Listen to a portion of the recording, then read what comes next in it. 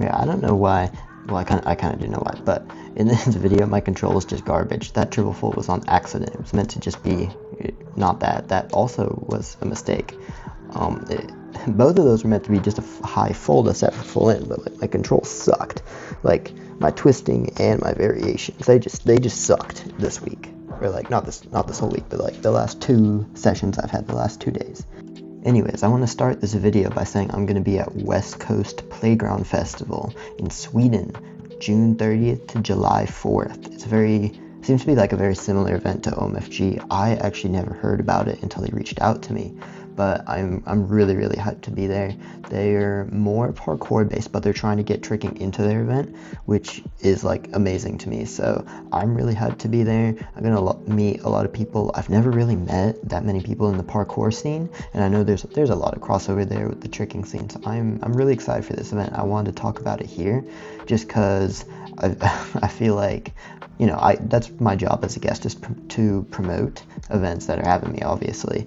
And since I'm not on Instagram so much, you know, I gotta come on here and yap about it. So if you want to check it out, I've got a link probably in the description to their Instagram, and under that I'll put the link to their tickets as well.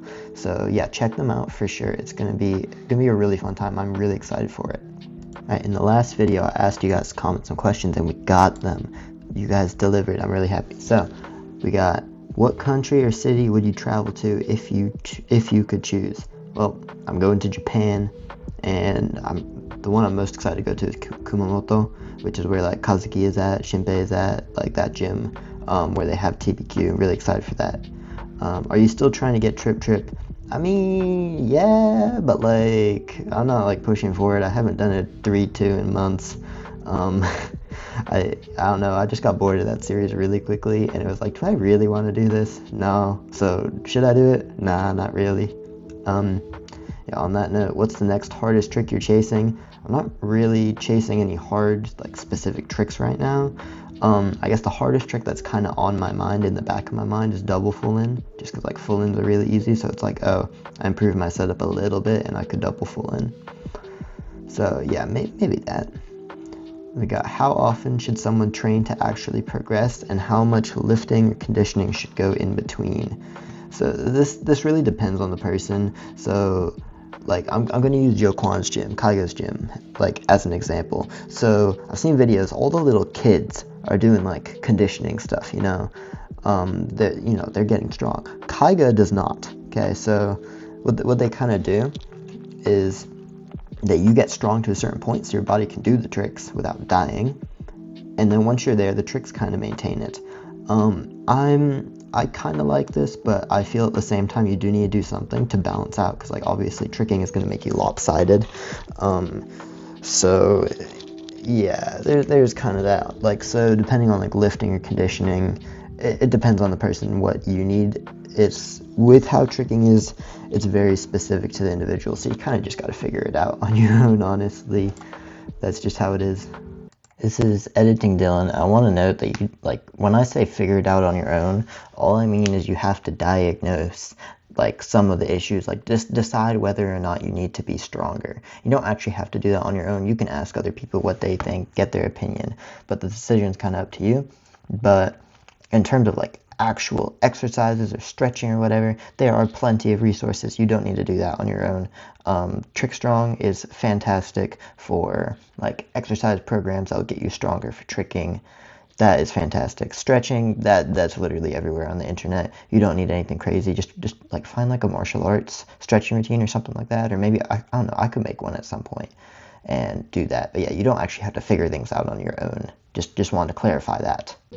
I'm gonna go back to questions later in the video, but for now, I want to talk about how landing tricks like completely changes my personality. It's really funny, actually. So I've noticed this consistently, like pretty much the last year. On days where I land like either new tricks or like you know, just some trick that I'm happy I did, it completely changes me. I'm suddenly like way more extroverted than I usually am. And it's, I mean, it makes sense, but it's also just really funny, honestly. And I'm like, I need to use this to my advantage. I don't know how, but Like, I guess one time when I did aerial quad again in July, I went to Chick-fil-A afterwards, and I was in the drive-thru, and I was straight up just like, hey, if I do a backflip, can I get a cookie? Like, this is not something I would do, like, ever, and, you know, I haven't done it again, but it's just really funny seeing that observation and how tricking literally changes me as a person, like, based on the session. And then on the contrary, I'll find a lot of the time, if I'm not careful, if I have a session that doesn't go how I want it to, I'll come away from the session and be like, I hate everything. Okay, not I hate everything, but like I'll be upset. I'll be a little grump ball for like the rest of the day. And I mean, it doesn't usually go the next day, but sometimes it will. And I think part of it is it's like I've felt the workout, because tricking is a workout.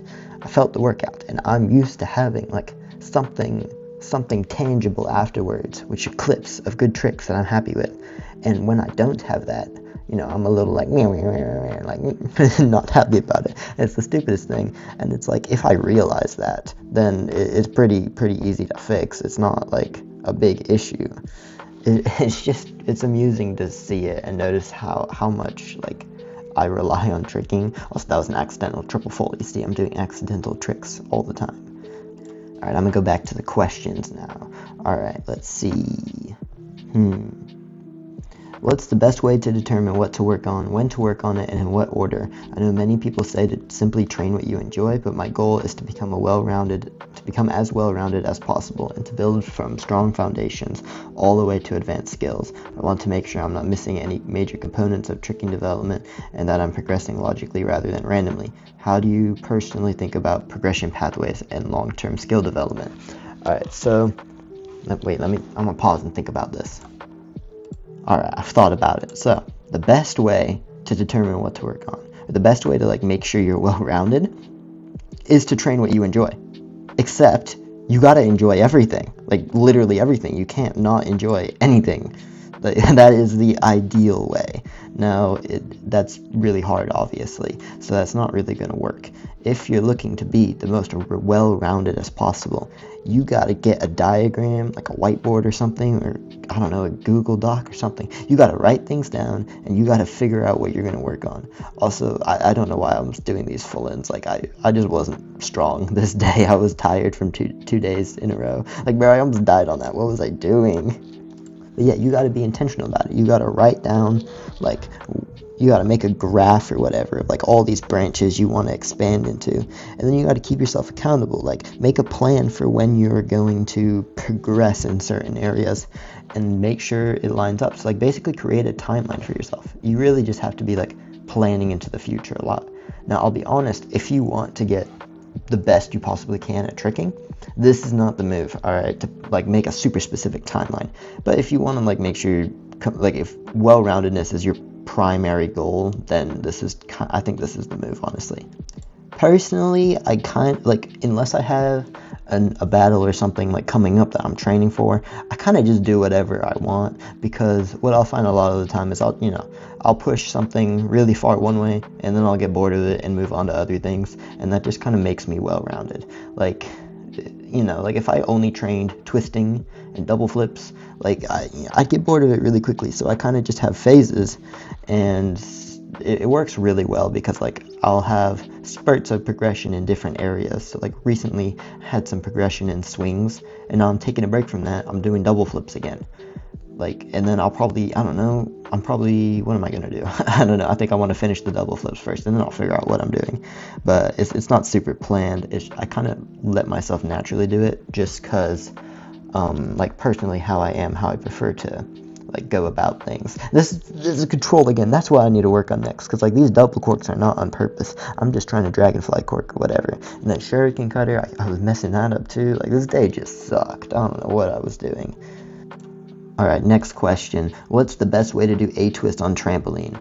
Also, do you lift weights to get stronger? I used to lift weights, but I don't anymore. I'm doing more like martial arts taekwondo training, because the last video I said I forgot I'm a martial artist, and now I'm acting on that. So lots of stretching, lots of like hip strengthening kind of things, like body weight. So yeah, not lifting weight unless you count me as a weight, then yeah, sure.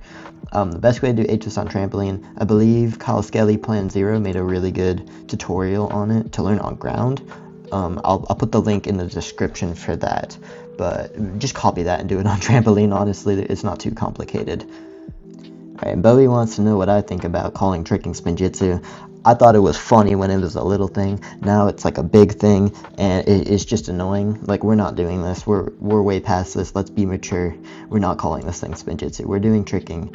Like, stop trying to change the name, because nobody's gonna... Well, okay, some people will accept it, but I ain't doing that, alright? I don't care. I think the most common mistake for Fulton is just not having a tight enough tuck. Like I said in the last video, get your lower abs and your hip flexors strong so you can get a really tight tuck. My main tip is to think about it as like full up in almost, not quite. Like, you definitely want to be doing flip before the twist, but before the twist is complete, or no, when the twist is complete, you should still be on the first flip. So you should be tucking way before the second flip, and you can see this really well in my Fullins and James as well. Yeah, that helps so much. I ran out of footage. I'm gonna just throw some other clips back on. Alright, I think that's all I have to say for now. I don't know when the next video will be, because I don't think I'll session for a good minute, but maybe I'll patch something together. But yeah, if you have questions, just leave them in the comments, and I will answer them either in the next video, or I'll just reply. I don't know. I'll figure it out.